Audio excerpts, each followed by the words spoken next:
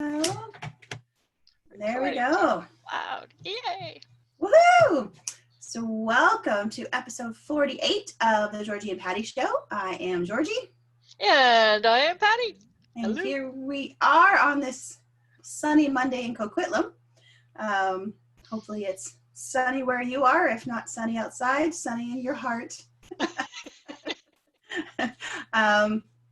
Hopefully. I think with the way things are kind of going these days, hopefully you can find a little bit of sunshine somewhere. Yeah, that's for sure. So I know we have an interesting show for you today. I'm realizing in our pre-call show, I'm not even sure really what's happening today, but I know it's going to be awesome. I know there's going to be some motivation, some information about, so I read it so you don't have to, and lots of incredible stuff. I feel like the weekend went zooming by. So yay Monday. So my quote of the day, as I was kind of reflecting on the stuff that's happening in the world right now and where we are, I think this quote is fitting. So one of the most courageous things you can do is identify yourself, know who you are, what you believe, and where you want to go. And that's from Sheila Marie Bethel. And I think it applies really all the time. And we talk about it a lot on our show about really getting clear about who you are, what you stand for, what you believe, what you want the world to look like, and, you know, knowing your values and then living your life in alignment with that. You know, I'm a huge, one of my just causes, or whatever you want to call it, would be, you know, to create this world where everybody feels like they matter. And I think this can be done. It doesn't have to be these big, grand things. Like, we don't have to be on every charity committee and out there doing big things. I think these are the things that happen every day in our lives. It's these tiny moments as we go through doing what we do in the world, and then being able at the end of the day to really take a look at ourselves and be like, how did I show up today? Did I show up in the way that I wanted to? Did I show up in alignment with my values? And if I don't even know what my values are or what I really believe in, how can I even possibly reflect on that? So I think it's just really important to spend that time getting to know yourself and knowing really what matters to you. And am I doing this every day? Not just when something big happens, not just, you know, because I think I need to go volunteer for an organization and, you know, makes really great social media posts, but it's really about what are you doing when absolutely no one is looking, when you're showing up every single day, and are you in alignment with who you really want to be? So that's my thoughts on the quote. And I think it's what we say a lot, and I think it's just more relevant now, you know, and having that compassion and that empathy for people and where they are, and being able to sort of step in their shoes and see where you can you understand what other people are going through. I think that's really important. So that's where I'm at today, if you know what I mean. So now I will turn it over to my partner here to take it over with the slides. All right. We have slides today. Woohoo.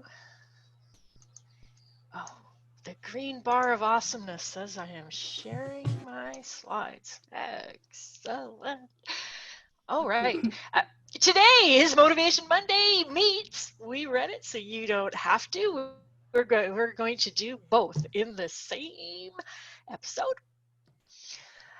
And your permission slip for this morning is a little bit different than what we usually share on our We Read It So You Don't Have To episodes. And it's okay if this is not your thing. This is my thing for sure, and I am pretty sure it's the thing for a lot of our people.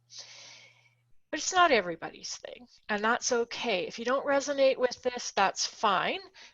If you do, this one is for you. And this is Steven Pressfield. The book is called Turning Pro. Tap your inner power and create your life's work. We've been talking a lot over the last few weeks about this idea of doing your life's work.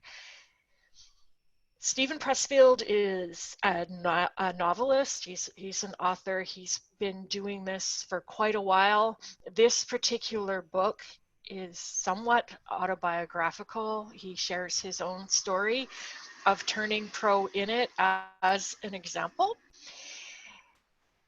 And what he talks about in this book is this idea, if you have this feeling, this calling, if your work is more than just what you do Monday to Friday, if you have a calling, if there is something deep within you that just absolutely must be expressed, if you have that feeling towards your work, if you've been in this place of searching for that, then what Steven Pressfield writes is for you. He primarily supports writers, as he is a writer himself. However, I believe that what he has to say here is absolutely applicable to any kind of an entrepreneurial venture, self-employment, especially if you are in a transformational kind of field where you're wanting to make a difference, if you identify as being purpose-driven. A lot of this is what he's addressing here. Interestingly enough, I discovered Steven Pressfield through Barbara Scher when she had a major kind of a disagreement, public disagreement with him about how to overcome resistance. And you know how Georgie and I talk about Georgie's hearts and flowers, and I'm circles and squares and arrows. Barbara Scher has more of a hearts and flowers approach. Steven Pressfield is a little more boxes and arrows. So this might not be your cup of tea. It's mine. I really like what Steven Pressfield has to say. I have all his books. So one of the quotes from the book: "To feel ambition and to act upon it is to embrace the unique calling of our souls." As it says in the introduction, when you combine craft, professionalism, and dedication, you can create astonishing results. One of the things about Steven Pressfield's approach and about this idea of doing the work and turning pro is that it is not necessarily attached to financial results. His focus is mainly on just doing the work. It's not about becoming rich and famous or anything like that. It is about expressing yourself. It's about getting the work done. And how the market responds to it is not, it's not really your concern. From an entrepreneurial perspective, that can be a little bit difficult. In the story that he tells about writing, he talks about driving a truck to make money, saving up his money, spending a year in a cabin, living on very little money so that he could dedicate a year to writing a book that did not sell, so that he could go back to driving a truck and picking fruit to make money in order to dedicate more time to writing books and screenplays that did not sell. His story is one of doing a lot of work before being discovered and breaking through commercially. And his focus is on the work. And this is something that I've been observing in the world of very successful sorts of entrepreneurs, the people that rise to this celebrity status in any kind of an industry. The ones that got there through the quality of their work had this level of commitment. If they're known for the work that they bring into the world, it came from doing the work, showing up, working through the trenches, doing the hard work to bring something new and interesting and different to the world. And a lot of times when you look into their background, it took them a long time to become overnight successes. There's a lot of effort and time that goes into it. Resistance, I mentioned this earlier, something that Barbara Scher talks about, something that Steven Pressfield talks about, is that thing that comes up that prevents us from committing to this important work in our lives. And there's a lot of things he talks about in his book, uh, a lot of ways that resistance shows up. And it's this kind of push pull between this thing that you're called to do and everything else. And resistance can be wily, resistance can be logical, resistance can show up dressed in kind of very pragmatic approach to what you're doing. Resistance says, why do this stuff that's hard? Why don't you do this thing over here that's easier to make money with? And a lot of times he talks about resistance for people showing up in what he calls a shadow career, where you're not doing the thing that really calls to you. Instead, you're doing something that's kind of sort of like it, but has less risk involved. One of the examples he gave was being a support person to somebody that's out there making a difference, being their behind the scenes person, being their administrative assistant or something like that. So you're in the circle of what's happening, but you're not putting yourself out there, but you're doing some of the work to put somebody else out there. So there are these kind of shadow careers that show up that are not quite the right thing. The solution to this resistance, to this um, to choosing to actually go after the thing that really matters to you, is what he calls turning pro. And that's what this book is focused on, what that means. And as he says, turning pro is free. All you have to do is change your mind. Which makes it sound like no big deal, except it is. It's a very, very big deal. It's not easy, and it's not for everyone. Thus, the permission slip at the beginning of this presentation. When you decide to turn pro, you give up things like comfort, like your current self-identity. Georgie talks a lot about identity in the work that we do. You can very much identify with someone that is not the professional that you seek to be. You can give up relationships. When Steven Pressfield had this kind of epiphany of what was going on, he was living in a boarding house, like a halfway house kind of thing. He was the only person in the group who had a job. He was driving a truck. He had relationships with the people that were in the house, and he left that. He left the comfort of staying amongst those people and those relationships to go and seclude himself in a cabin to do that hard work. A lot of the advice that he gives about turning pro is not comfortable. It's confronting that thought of, who am I to be putting myself out there in this way? Who am I to have this ambition to do better than the people who are around me? These are the sorts of things that come up when you turn pro. And it requires a sacrifice. There's an emotional, psychological, kind of spiritual sacrifice that comes with this. And when you think about people that are so dedicated to their work, dedicated to a sport, dedicated to, when Georgie talks about climbing mountains and ultra marathons and things like that, when you look at the effort and the sacrifice on so many different levels in order to do this thing that doesn't necessarily make sense to the outside world. Messy, and it's scary, and it hurts, physically in those cases, but emotionally, when it comes to being vulnerable, sharing the deepest part of yourself with the world, it's messy to learn, it's messy to grow, it's messy to improve and to get better. When they talk about success comes from a lot of failure, those failures are not necessarily the gigantic big blow up bankruptcies. They're the failures of individual pieces of work that didn't land the way you wanted it to land. There's things you tried and didn't work. There's lots of that involved in this. It's like he says, you have to be a little bit crazy to do this. It's not for everyone. This I can really relate. I feel a little bit like I am a little bit crazy in this pursuit of this thing that I've been dancing around for most of my adult life, I would say. However, you get some good stuff in return. It's not all bad. It's not all hard. You get power. You get, which for some of us can be a little scary even to see that. Oh, power, I'm not so sure I want that. You get your voice. You get to find your voice, to use it, to put yourself out there. You get your own self-respect. This is a big deal.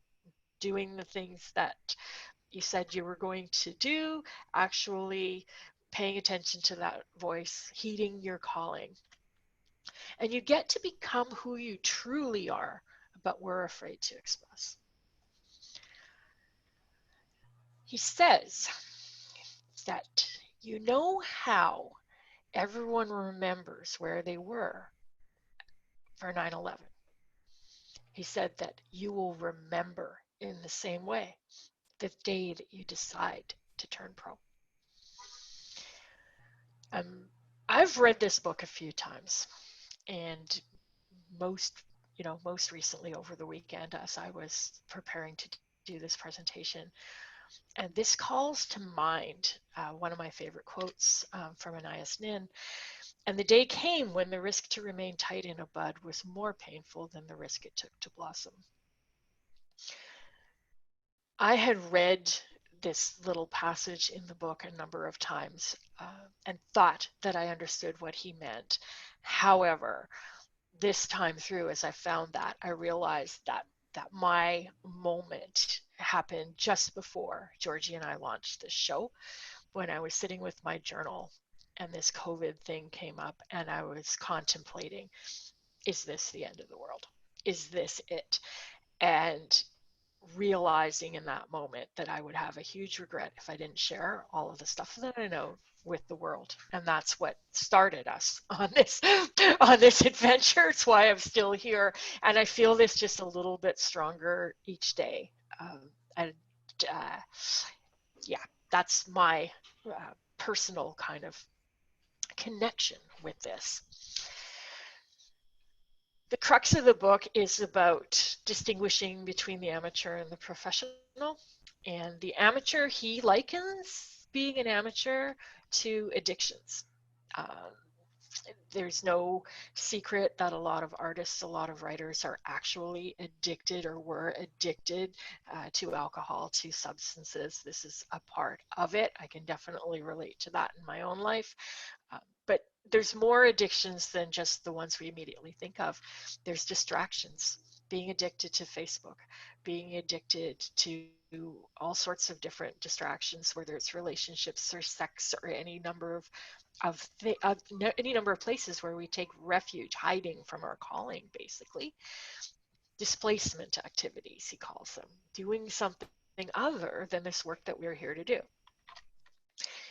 And all of this is about running away from your calling. And the answer to all of this is to turn professional, to go pro.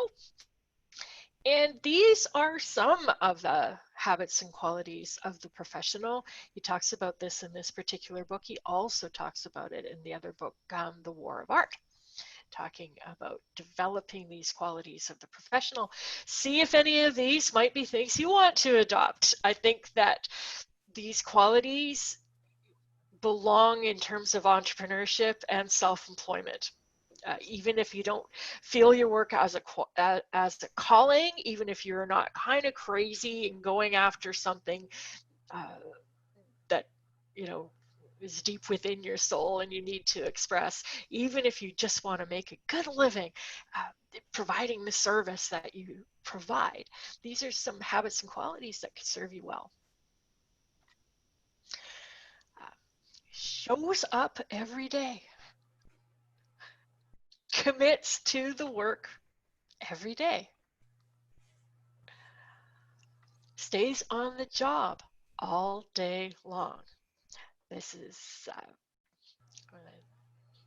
the difference between being an amateur and being a professional. Is you decide, yeah, I'm going to do this. I'm going to do this full time, and full time, whatever that means to you. I know we have some people that are starting something as a side hustle. What are those hours for your side hustle that are going to constitute your work?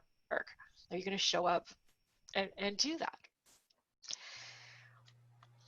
committed to the long haul. We talk about this over and over and over again. If you're starting a business with this idea that, oh, I'm going to make $1 million in 6 weeks, and if it doesn't take off in a couple of weeks, I'm going to try it for one day. Oops, that didn't work. I'm going to do something else. If you're just kind of testing the waters, that's not what it means to go pro. If you're going to give this an actual go, if you're going to do your life's work, you need to be committed to do it for your life. It's committed to that long haul, to that bigger picture, to that vision. What does that look like over the course of an entire career? Acts in the face of fear. This is the part about getting uncomfortable. One of the joys of self-employment, if you enjoy personal development, is that you will find your edges. There are so many things that you need to do in order to be successfully self-employed that you will rub up against things that you're not comfortable with. You're going to find places where you're uncomfortable, and you're going to have these situations where you feel the fear and you do it anyway. For a lot of our people, that is sales conversations, talking to people about what you do, making contact, inviting people to have a call with you, those sorts of things.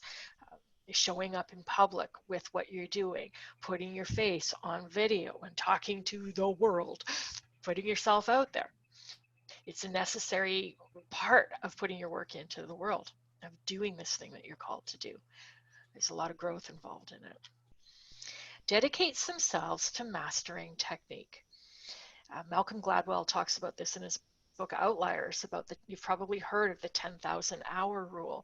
It's not just 10,000 hours of phoning it in, it's 10,000 hours of deliberate practice to get better.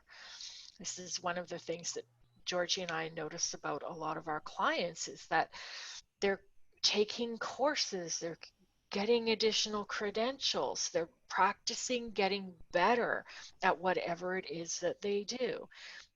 They've taken the initial coach training, and now they're taking um, additional classes. They're reviewing their performance and becoming better at it. They're going back to the basics and remembering them and practicing them. It's very much about a practice, and it's about being great. Georgie and I are going back to school. We're packing up our Scooby-Doo lunch kits, and we're going to school tomorrow morning. To learn how to develop courses better. It's not because we don't know how to do it. It's because we are committed to getting better. We want to create an amazing experience for the people that we work with. So we are constantly working on getting better ourselves, delivering better, becoming better at what we do. This is a lifelong thing. I've been a lifelong learner all my life. Plan to continue it right to the end. I just want to get really great at whatever I do. And I think that this is one of the hallmarks of turning pro in this way, is striving to be the best. Dan Payne talks about autonomy, purpose, and mastery. This is the path of mastery. It's not phoning it in. It's not taking a weekend course and saying, hey, I'm a coach. I've got nothing left to learn. Now I'm just going to market. Does not hesitate to ask for help. There's a lot of what he talks about when he talks about amateur is about needing people to believe that you know it all, being really identified with your ego, wanting all the attention, wanting people to look at you, wanting to be seen as great rather than really being great. And there is something about turning pro where you say, yeah, I want to get better. I'm going to ask for help. I'm going to get somebody to help me with the parts I find difficult. Does not take failure or success personally. Success, failure, it's all results. And this is not getting too identified with the work that you do. It's part of the process. The professional will not be distracted. And this might mean things like disconnecting from the internet when you're writing, not allowing those distractions. I know for me, it's often confusing is taking a course a distraction, or is taking a course commitment to craft? And for me, the answer is this course helping me move forward? Like, is it propelling me in the direction I want to go? Is it the next thing that I need to do? Or is it kind of a off to the side thing? So for example, this course that we're taking starting tomorrow, it is directly in line with the path of exactly what we were doing. And when it came in to my awareness, I'm like, okay, this is exactly what we need right now. This is the help. There are some things in this course that we don't know that would be very helpful for helping us move forward faster and better. I get distracted quite often looking at all kinds of stuff, copywriting courses in particular. I just kind of go off on a distraction, but it's not relevant to where I want to go next. So that's how I've determined the difference between being distracted or not. And often the course is less fun and more discomfort. It's like, okay,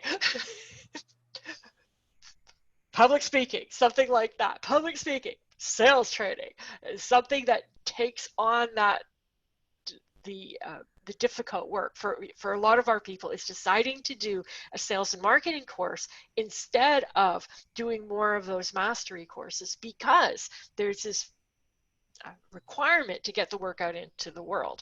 And for the reality for a lot of us is that we need to make a living in order to support doing the work. And I think that that's maybe one of the differences here, is that the people who will really relate to this going pro thing kind of look at the money as, okay, I'm getting the money to support my life so that I can keep doing the work. It's not, I'm doing the work so that I can get money, so that I can have fun or something like that. It's very much the work itself is important. The work itself brings intrinsic motivations. Uh, it feels good to do the work. We love doing our work. Uh, Something that we would just suggest in general, whatever it is that you're offering as a professional service, whatever business you're getting into, fall in love with the work. Fall in love with the work that you do. Fall in love with the sales and the marketing of said work. uh, Important. And finally, the professional does not wait for inspiration. Writer's block is resistance. Not doing the work is resistance. Not feeling like it is resistance. You don't need inspiration to sit down at your desk at 9 o'clock in the morning and start doing what you need to do. And with that, I will wrap up the slide presentation and love to hear your comments, should you have any. Yeah, how do you relate to the amateur or going pro? It's so good. I think of what you shared there too about kind of your moment when this COVID thing hit, and I think that's literally is what started the show. We're both like, okay, we've just got to get this out there in that space of we're not even sure how we're going to do this. We haven't done this before. The thought of going live is scary as you know what, and not having it's just like, oh my goodness, okay, here we go. And then it's the being live, I think, that enables us to do this, to just keep putting it out there, to just keep sharing information. And the more we do it, the better we'll get. I often think of what will this show look like, say 6 months down the road. It's going to look very different, I'm sure, than what it looks like now. And that's amazing, because it's all about the evolution of things, and the more committed we get to things, the more we practice doing things, and it's not as scary now, for sure, but in the beginning it was like, okay, here we go. Let's see, a Yeah, question. so kind of a lot involved in it when you think about it, right? There's the going Yeah. live, but there's also sharing stuff that's personal, sharing stuff that's deep. And I think that that's uh, it's a big piece of where resistance comes from for doing this real work, like following the actual calling. Mm-hmm. That's for sure. Let's see. Resistance is futile.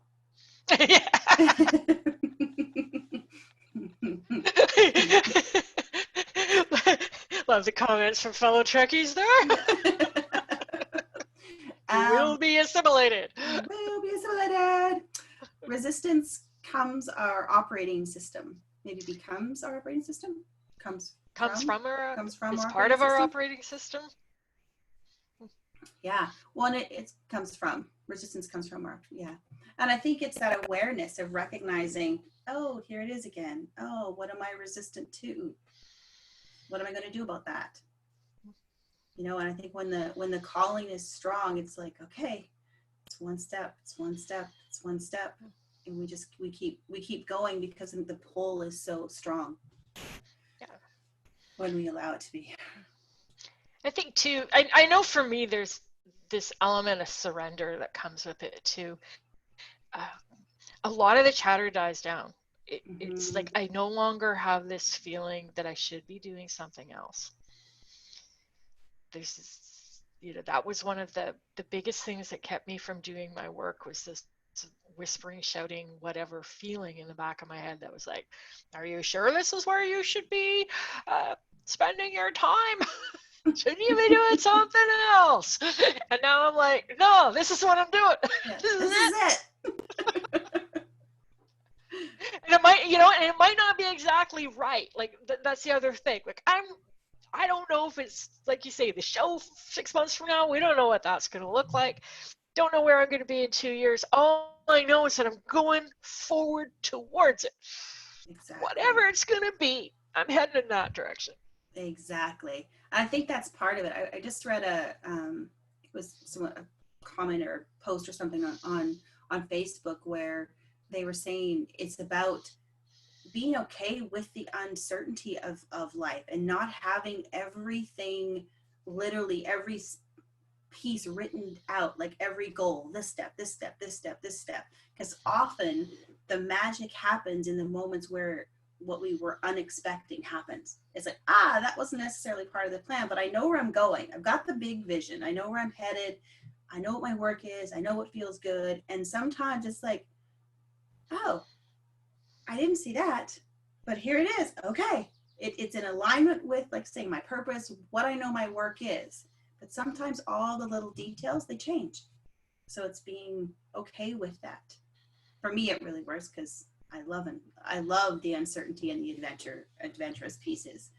And I also sometimes like a little structure, a little bit, not too much, a little bit. But enough, which is good. We have a Facebook question today too, actually. If your values were a Venn diagram, what would be in the circles? If my values were a Venn diagram. What do I think? Venn diagram, like 3 circles. Okay, what would be my 3? Well, that's just it. You'd have to narrow it down to 3. I know, right? I think I know I think love would be for sure. Love is a for sure. Yep. And then I would do, I think mine would be love, contribution, so being of service, doing something that makes a difference, for sure, those 2. Now I have to pick the 3rd one. This is me trying to see where can I fit the other ones into, right? Oh yeah, that one could go there, that one could go there. And I think I would put freedom as the 3rd one, because then I think that allows people to freedom of choice, freedom of possibility, meeting people where they're at. I think I can toss them up into that. I think would be my 3. Yeah. I think mine would be learning or growth. Kind of that piece would be one of them. Authenticity would be another. And autonomy. I don't want freedom.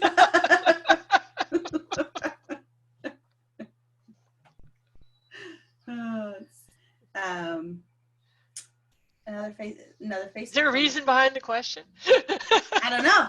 Just to face the question. Another comment here on Facebook. There's safety in being an amateur. I can't really fail, but it's an illusion. Do you agree? Yes. Absolutely. There's a ton of safety in the amateur sort of perspective. Mm-hmm. Yeah. Or so we think. So we think. Well, I honestly, I don't know that everybody can relate to this, like to this idea. It really resonates for me. I'm not so sure that it resonates for everybody. I've had enough conversations with people that just aren't into it, don't get it, don't see it, that it makes me think that it's not for everybody. But for those of us who do resonate with it, being an amateur hurts. It's a way to escape the pain, but it doesn't escape the pain. It's like addiction. You think it's going to feel better to have that glass of wine, bottle of wine, but it doesn't. Ultimately, it just makes it worse. And I think that's what happens if we have this call or this drive within us. If we avoid it in some way, that hurts. So true. Yeah, so true.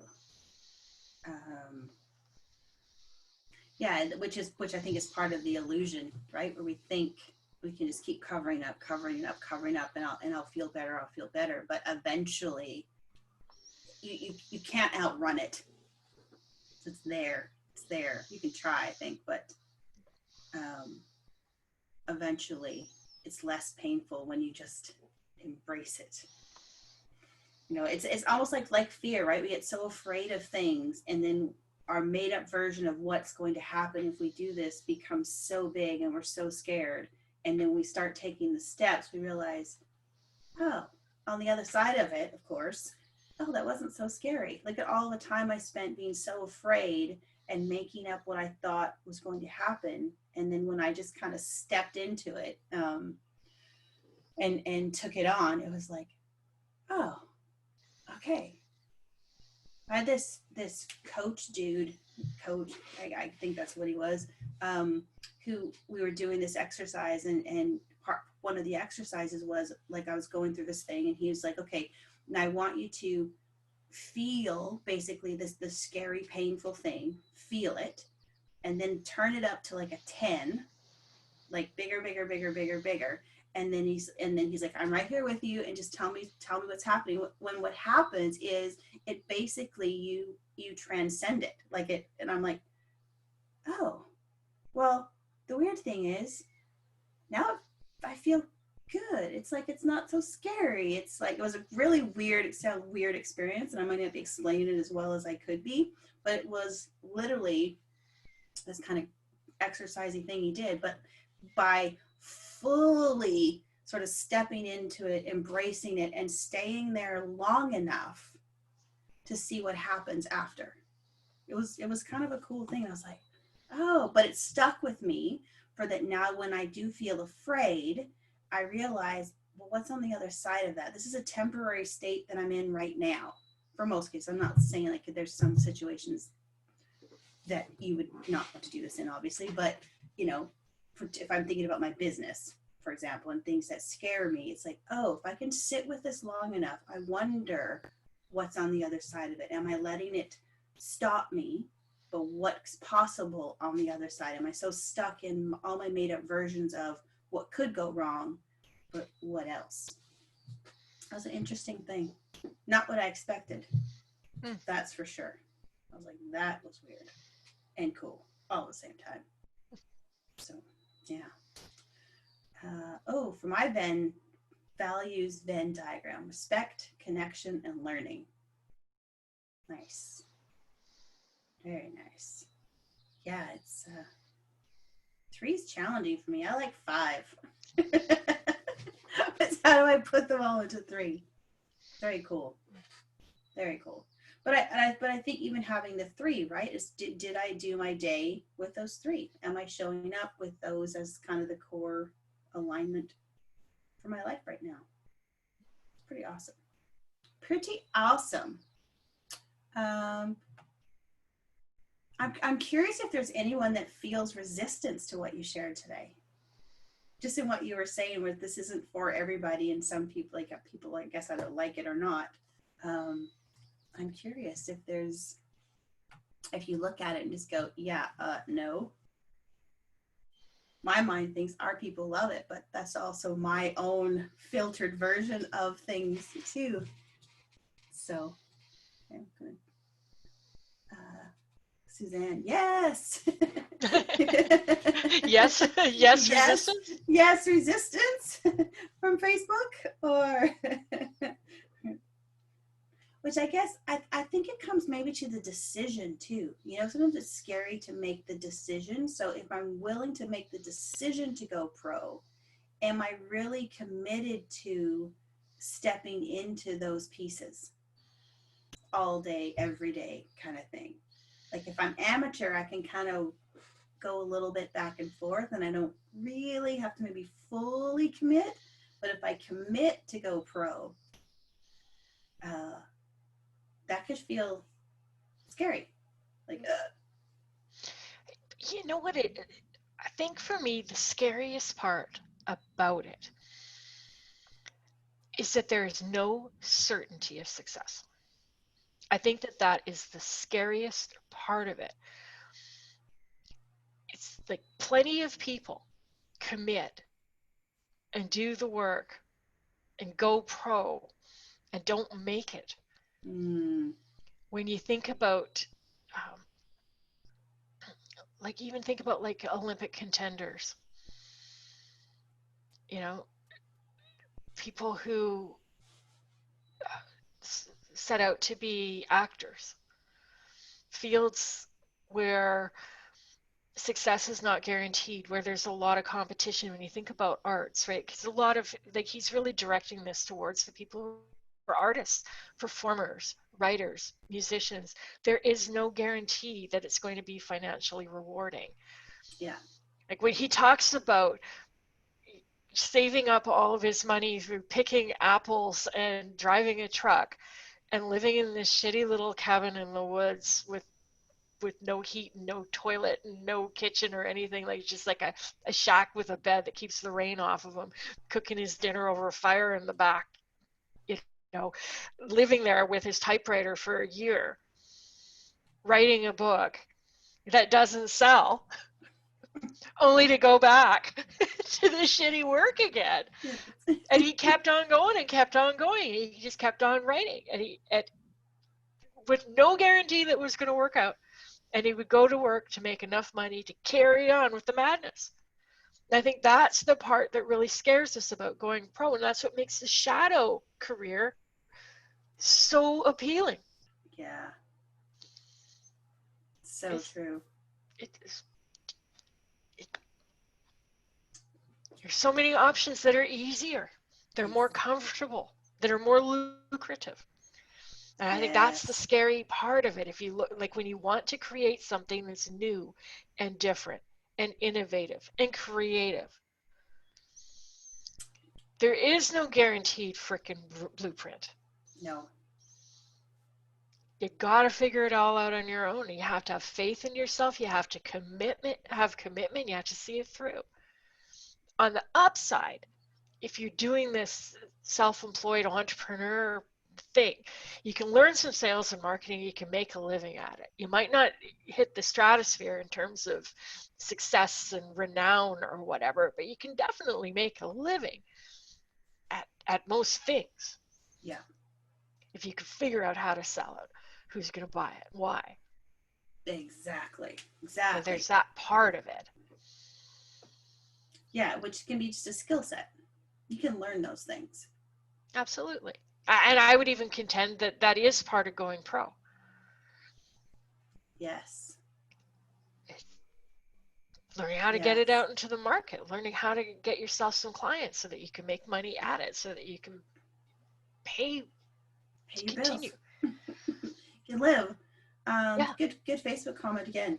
I don't like the idea that I must suffer. Maybe it will be easy. Maybe once I make the decision and I'm willing to do the work, it can come easily, but I have to be willing for it to be hard. I think the key is that the journey of the creation has to be the win. That gives you satisfaction, then it's enough, and the possible success is a bonus. It's exactly it. Exactly. The work itself is rewarding, even though it's hard. Exactly. Like, it's not fun, it's not easy, those aren't necessarily the words you'd assign to it, but there's something that's deeply satisfying about it. One of the stories he tells in the book, like when he finally decided that he was going to write, and he got out his typewriter and he just typed stuff for 2 hours. He just wrote. He says none of it was any good. He threw it all out. But afterwards, he had energy, and he went and washed 10 days worth of dishes and found himself whistling because he'd done the work. And it's kind of, in a way, like a get out of jail free card. Like it's not that it's easy, but you feel good for having done that. I remember when I first went to Toastmasters and I was terrified. And the very first time I actually stood up in front of the room and said something and managed my 17 seconds of stuttering and turning red and thinking I was going to pee myself. But I just remember sitting down after that, and it was just like this tremendous amount of relief that although that was really hard, really challenging, it was worth it, and I was glad that I had done it, and there was something very rewarding about it, to the point where I'm like, yeah, I'm going to keep doing this until it gets comfortable. But it feels on purpose. It feels like you're doing the right thing. Felt the same way writing my book. I had some days that were just absolutely horrible. Like, it was just the showing up and the doing the work, and it wasn't fun, but it was satisfying in a weird way. So I think we talk about that too a lot here, right? It is about kind of falling in love with the process, with the journey, with doing the work, and recognizing that there will be hard days. Some days it's going to be a struggle and it is going to be challenging, and that's just part of it. And almost welcoming those pieces too, because like you say, you know that you will get better, you know that the growth is coming on the side of it, and it is just, it's part of the process, especially when we're leaning towards that mastery part of doing things. There's yeah, going to be tough moments. it's going to be tough moments. There's going to be setbacks. There's going to be bad days. But just pure self-employment, business, entrepreneur stuff. It's like, if you're doing this work, you're going to get clients that you don't enjoy working with. You're going to get people who don't pay their bill. You're going to get people that back out of a sale. You're going to have sales conversations that go sideways. You're going to have people hang up on you. You're going to have people give you negative comments and negative feedback. It comes with the territory. Exactly. You're going to have good months and you're going to have bad months, and good days and bad days. And it's going to, like, welcome to the journey. Exactly. So true. Another chat comment. I'm resistant to the everyday and all day. I definitely want time for other things in my life, music, nature. My business is important, and I want to be a nice level 2 business. I don't want it to replace other important things in my life. Absolutely. I think that's part of the holistic piece of things too, right? And knowing what really matters. And it's often those other things like the music and time and nature that also kind of gives our brain the break to come back into the work.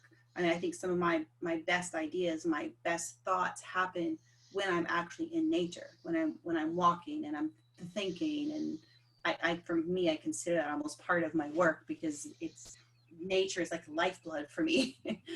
Without it, I might die. But is where some of the best kind of thoughts come from. So it is finding those things that really work for you. For me, that enables me to do my work better. So agreed. Best ideas come when walking in nature or a shower. Sometimes a shower, I'm like, oh yeah, that's it. Cuticle, a deep thought. Yeah, exactly. This is the mindless activities. Oh, this is such a good idea. Do. So good. Yeah, and again, I think it's one of those and things.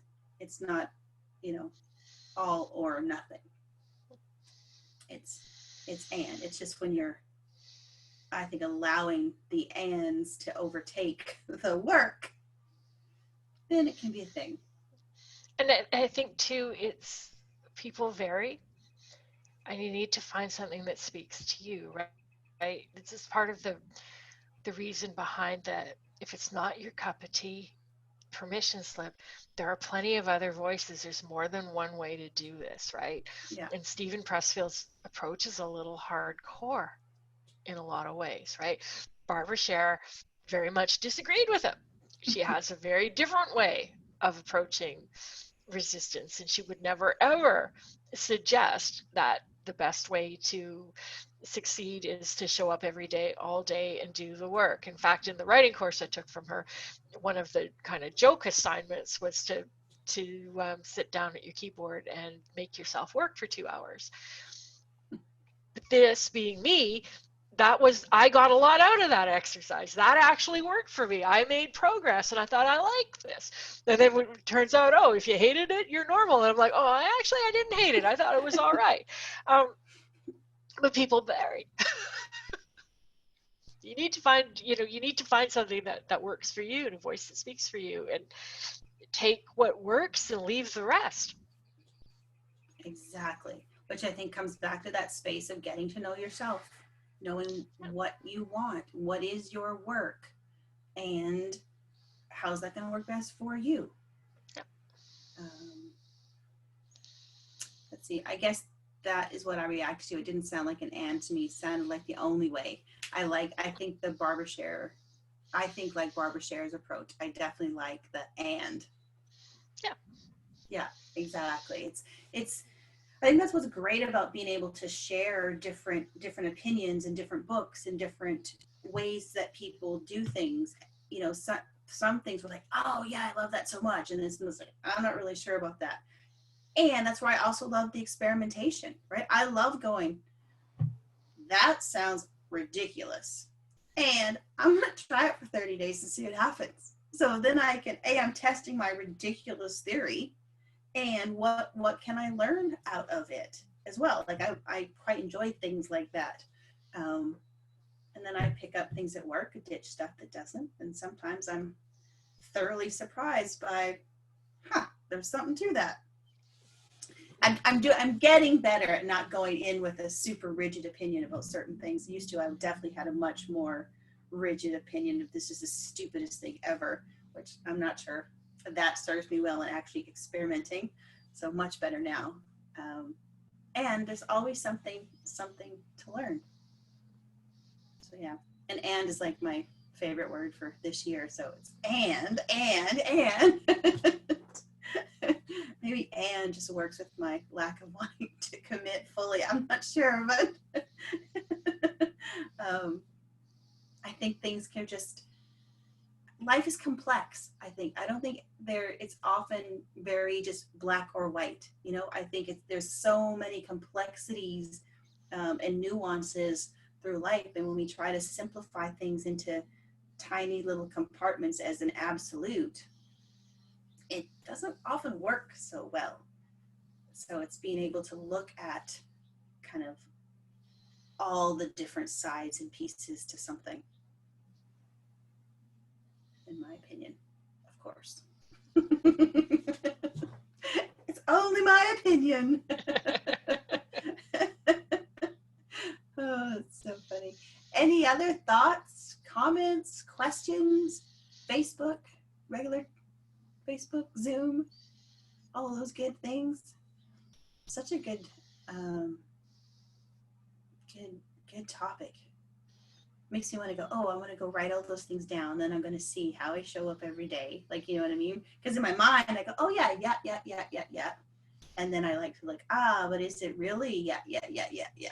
Like, where is it, you know? It's kind of interesting. It's like, I look at all the detailed, kind of like the detailed tips, and I only shared some of them. There's more in the book, right? And I don't resonate with all of the actual functional how-tos involved. The part that I really resonate is with making a commitment to a calling for the course of my career. Yeah. That's the piece that really hit home for me, is to stop going around it, to stop chasing the shadow careers and just cut those options off and just go headlong into the thing. Yes. That's the part that really resonated with me. They show up every day, work all day, kind of like that all sounds good, and I kind of do that. That's kind of how I'm built. But I mean, I threw myself into shadow careers that way too. Um, but it's just that idea of just not ignoring the calling, not getting distracted onto the other stuff, right? So. Yes. I totally agree with that. And just like the chat there, a lot of the habits and qualities of professionals make sense to me, but I agree with going head on into my calling. Yeah, I totally agree with that. And I look at it, and it's funny, this year it's really come up a lot where it's like, okay, what am I literally dropping? Because it's like, but this is just a little safety net over here. This is it. Can I really do it with this thing, the thing I feel like I'm meant to do on the whole planet? Can I really, like, that's scary. These over here, I got them. They're easy. I'm just going to keep these balls going, you know? But this year it's definitely been about, nope, those balls, goodbye. It's for somebody else. It's literally, like you say, that commitment to the calling, for sure. It's not an, like, you know, and the recognition too that it's not an easy thing, and I think I appreciate that from the perspective too. It's not an easy decision. Some people make out like it should be. Oh, do what you love and all this, and it's just like, but it's not easy. It's not easy to decide to go after that thing. Especially for, you know, us misfits, the land of the misfit toys, those of us that feel like, you know, when we're doing something new or innovative or different and conflicts with the status quo, that is hard work. It's hard emotional kind of labor to do this sort of thing. You know, Yes. it's not the easy path. That part I can really get behind. Agreed. Thanks for the review. I agree with the primary point you just made, and I think it is critical to keep being reminded of it. Agreed. I think it's having that in the forefront, right? It's like, right, okay, because, and then when it is hard, it's like, okay, but holding that vision there. Yeah, the course I enrolled in will move my business forward.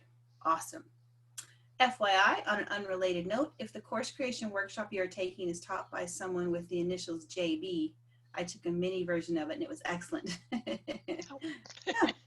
I had to think for a second of the initials, different initials.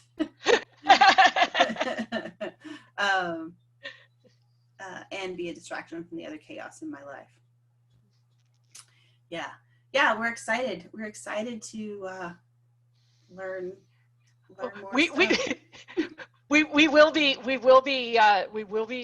talking about it. We'll be talking about it as we go along, sharing what we're learning and what we're doing, because we can't help that. That's right.